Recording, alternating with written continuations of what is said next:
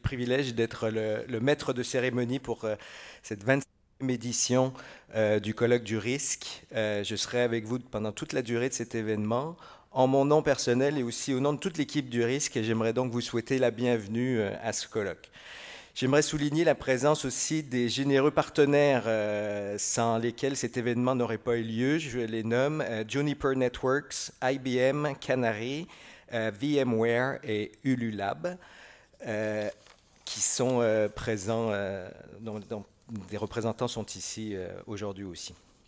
Avant d'accueillir nos premiers intervenants, j'aimerais vous parler de quelques petites directives, des informations pratiques. Vous savez, comme dans le métro de Montréal, quand il y a des pannes, on a des informations pratiques qui sont diffusées dans les haut-parleurs. Alors, avant toute chose, on me demande de vous préciser que par courtoisie pour les conférenciers et les autres participants, on vous demande, ça c'est comme au cinéma, de mettre vos appareils mobiles en mode sourdine. C'est très important pour ne pas déranger les présentations. On vous rappelle aussi de ne pas laisser des objets de valeur dans les vestiaires. Le risque est un réseau au service du savoir, mais est aussi un réseau au service du partage et de la mise en réseau. Et c'est pour ça qu'on vous offre un réseau de connexion sans fil, réseau Wi-Fi. Vous pouvez aller sur Hyatt Regency Montréal et le mot de passe c'est RISC 2015 avec un R majuscule.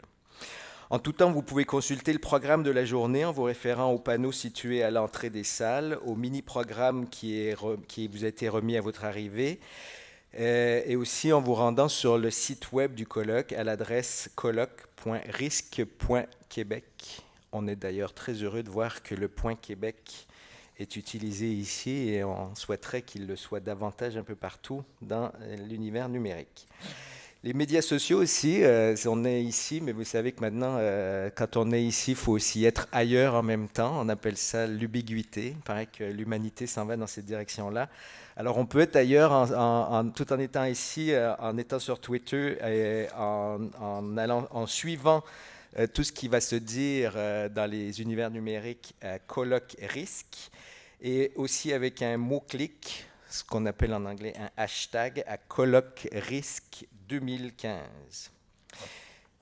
Nous vous invitons aussi tout au long de la journée à visiter notre salon des exposants. Il y a un passeport qui vous a été remis à votre arrivée. On vous encourage donc à présenter ce passeport chaque fois que vous visitez un kiosque, et ce, afin de le faire signer. Il y a un tirage qui aura lieu à la pause de l'après-midi parmi tous ceux et celles qui auront recueilli les signatures de tous les exposants. Je vous rappelle enfin qu'en tout temps, si vous avez des questions ou si vous avez besoin d'aide particulière pour une raison ou une autre, vous pouvez vous rendre à la table d'accueil ou un membre de l'organisation se fera un plaisir de répondre à toutes vos questions. Ces messages d'intérêt public ayant été faits, je peux maintenant donc officiellement lancer la 25e édition du colloque du risque cette année, placée sous le thème de l'éducation, comme vous le savez. Je cherchais un sujet, une façon d'introduire cette journée-là aujourd'hui, et comme les journalistes, quand on cherche un sujet, la meilleure façon, c'est de descendre dans la rue pour le trouver. Généralement, c'est là qu'il est, c'est beaucoup plus facile. Et moi, c'est dans l'autobus, en venant ici, que je l'ai trouvé, en discutant avec quelqu'un qui m'a raconté cette histoire qui est tout à fait à propos.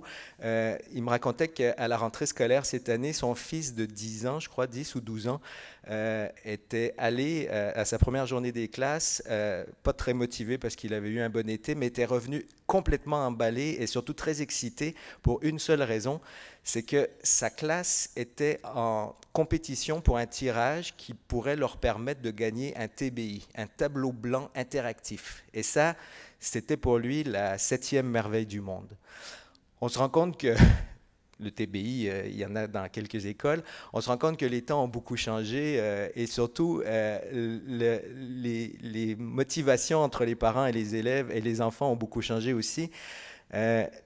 il y a des parents qui rêvent d'avoir une éducation, de donner à leurs enfants une éducation classique avec des livres, avec des cours magistraux, et les enfants, eux, rêvent d'un TBI parce que ça répond forcément aux objets qu'ils ont chez eux.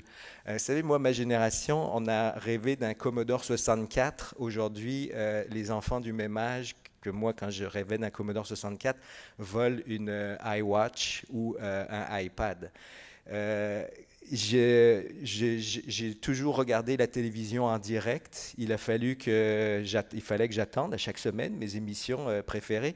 Aujourd'hui, le concept de regarder une télévision en direct, une émission en direct pour un enfant, ça ne fait aucun sens parce qu'il l'a enregistré, probablement sur une clé USB, et les séries qu'il regarde, il les regarde comme nous maintenant, en rafale, et donc il n'a aucune idée de ce qu'est d'attendre une émission en direct à la télé.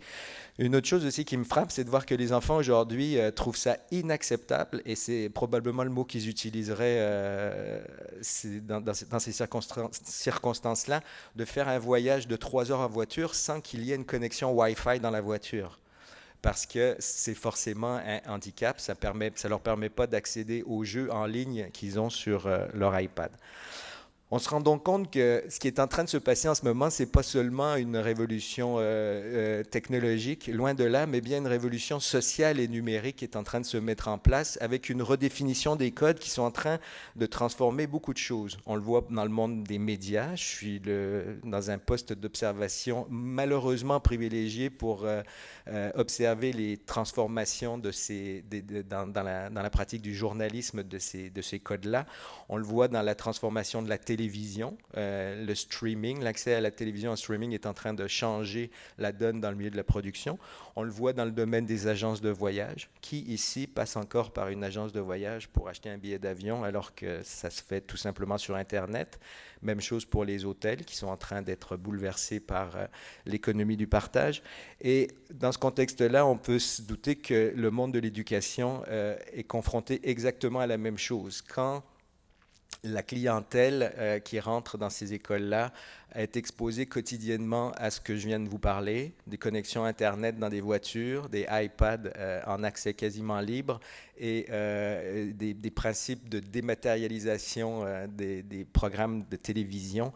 Il y a forcément des transformations à apporter dans le milieu de l'éducation pour répondre aux besoins et pour surtout utiliser les mêmes codes de narration, les mêmes codes de transmission du savoir que ces enfants-là utilisent ailleurs. Forcément, quand on parle de transformation, on parle d'espoir, on parle de pensée magique aussi, on parle de tension, on parle de questionnement, on parle de solution, on parle de perplexité. Et c'est sans doute toutes ces choses-là dont il devrait être question aujourd'hui lors de cette journée et de cette rencontre sur le monde de l'éducation et surtout les nouveaux paradigmes qui émergent dans ce secteur fondamental pour la suite des choses. Secteur fondamental parce qu'il ne faut pas oublier une chose, c'est qu'en période d'incertitude, et l'actualité des dernières semaines nous en a encore donné des tristes preuves, l'incertitude a tendance à faire remonter les extrêmes à tous les niveaux, et l'éducation est probablement une des grandes solutions pour combattre ces extrêmes-là. Alors sans plus attendre, j'aimerais donc donner la parole et accueillir le président du conseil d'administration du RISC, M.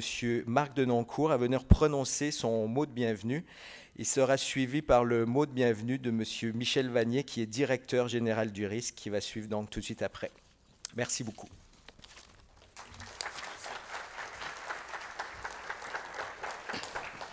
Bonjour à tous, bon matin. Good morning, everybody. Bienvenue au colloque.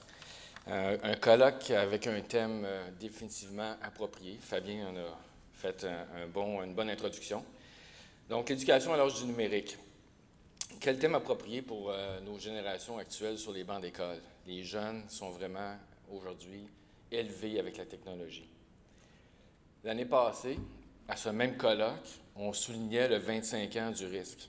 Et à ce même colloque, on soulignait que c'est le risque qui avait introduit Internet au Québec.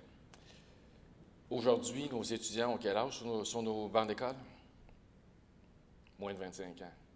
Donc, ils ont vraiment été élevés à l'époque Internet. Donc, pensez-vous qu'aujourd'hui, nos enfants, avec tout ce qu'ils ont connu comme technologie, veulent apprendre de façon différente, avec des moyens différents, avec des outils différents? Pensez-vous que l'accès au contenu numérique sur toutes les plateformes, dans tous les lieux, en tous les temps, peuvent améliorer leur façon d'apprendre, peuvent changer leur façon d'apprendre, peuvent demander à leurs enseignants des méthodes d'enseignement différentes?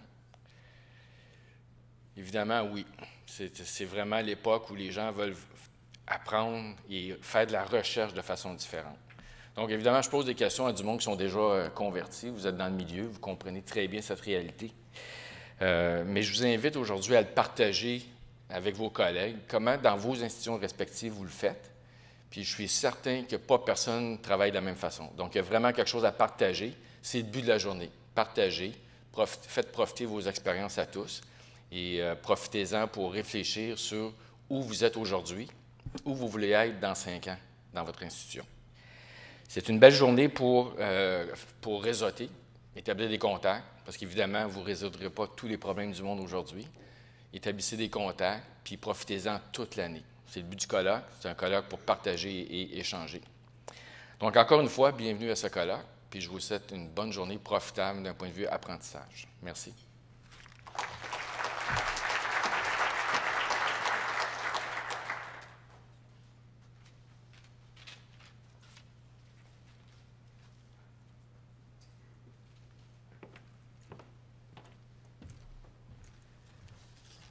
Alors, merci Marc pour ces mots bien sentis.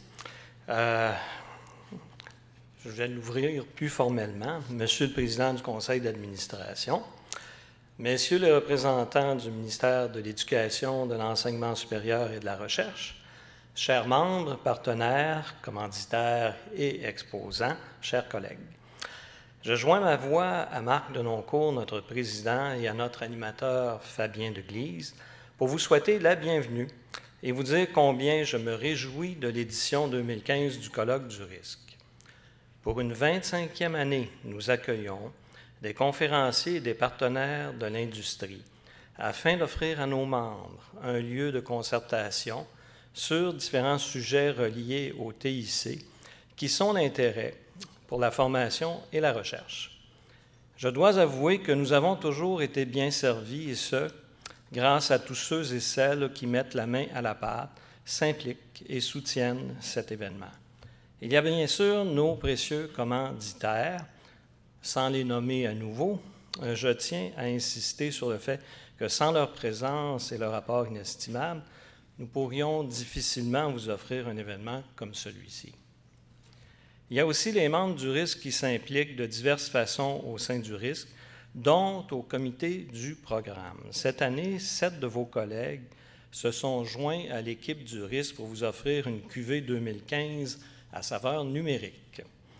Alors, d'abord, Omar Cherkaoui, professeur Université du Québec à Montréal, François Coallier, directeur du développement et du support technologique, École de technologie supérieure, Pierre Drouin, directeur des services aux technologies éducatives GRIX, Thierry Carcentier, directeur du CRI-FM Université de Montréal, André Lapointe, directeur d'équipe, développement et technologie Internet, Centre de recherche informatique de Montréal, Alexandre Lupien, directeur des technologies de l'information, Collège ONSIC, et Moussa Nombré, responsable technique régional, Association universitaire de la francophonie. À cette liste, j'ajouterai les noms de mes collègues, Nancy Rancourt, directrice service aux membres et exploitation, et, sans oublier, Ginette Labarre, notre responsable des communications. Alors, merci à tous de vous être impliqués. Je suis particulièrement heureux du thème de cette année. C'était devenu nécessaire de se pencher sur la place qu'occupe le numérique en éducation en relation avec les services de TIC. Au cours de la journée, on discutera particulièrement des défis et enjeux et de nouveaux paradigmes qui ont, au fil des ans, fait surface au fur et à mesure que les outils et les plateformes numériques faisaient leur apparition dans le secteur de l'éducation, mais aussi en recherche. On a vu apparaître des changements, pas seulement au niveau collégial ou universitaire, mais au niveau primaire et secondaire également. L'éducation à l'âge numérique, émergence de nouveaux paradigmes, est un thème qui peut paraître ambitieux pour un événement qui vise avant tout de parler de TIC. Mais c'est un sujet qui est devenu incontournable, comme notre président et comme notre animateur le soulignait, et la présence du numérique dans le secteur de l'éducation augmente à vitesse grand V. Du moins, la demande est là. La présence du numérique en éducation oblige les enseignants à porter un autre regard sur la formation. Mais elle a aussi pour conséquence d'aborder la gestion des TIC de façon différente. Au cours des dernières années, pour planifier le futur et s'assurer de pouvoir répondre à la demande de ses membres, le risque a dû faire la même réflexion de son côté. Nous avons développé de nouveaux services, changé nos équipements pour faire face à la croissance du trafic. Et quelle croissance! Les commissions scolaires, à elles seules, ont vu leur trafic augmenter de 400% sur une période de 3 ans. Comme on peut le constater, les besoins en bande passante augmentent dans le secteur de l'éducation et pas seulement du côté des universités et des cégeps. Pour citer une étude du CIFRIO publiée en février dernier, intitulée « Usage du numérique dans les écoles québécoises », à laquelle participait Thérèse Laferrière, une de nos panélistes que nous aurons l'occasion d'entendre cet après-midi. Et je cite, « Pour que l'apprentissage soit amélioré, il faut faire passer les technologies numériques d'outils de motivation à un élément de base attendu de l'infrastructure scolaire à des fins d'apprentissage améliorées par la technologie, ce qui suppose plusieurs conditions organisationnelles. Une connectivité suffisante et stable dans les classes, des équipements fournis par l'école ou payés par les parents sur demande de l'école ou de leur propre initiative, l'alignement du triptyque enseigner, apprendre, évaluer, etc. Bref, il faut se donner une approche écosystémique pour instaurer une véritable culture du numérique à l'école. Force nous est de constater que l'éthique transforme le rapport élève-enseignant-apprentissage et le numérique nous convie à une réflexion profonde, à une utilisation plus raisonnée et plus éthique des TIC. Nouvelles solutions technologiques, sécurité, jeux sérieux, badge numérique. Voilà autant de sujets qui seront abordés tout au long de la journée. Vous aurez le plaisir d'entendre des conférenciers provenant autant de l'entreprise privée que d'entendre vos collègues venus partager leurs expériences d'intégration du numérique au sein de leur établissement. Vous l'avez d'ailleurs peut-être noté, nous avons laissé encore plus d'espace cette année à des conférences membres. Vous aurez donc le plaisir d'entendre non pas 2 comme par les années passées, mais 4 présentations de la part de nos membres. Je conclus en vous invitant à visiter à chacune de vos pauses notre salon des exposants et à ne pas oublier de faire estampiller ou signer votre passeport. Bon colloque et bonne journée.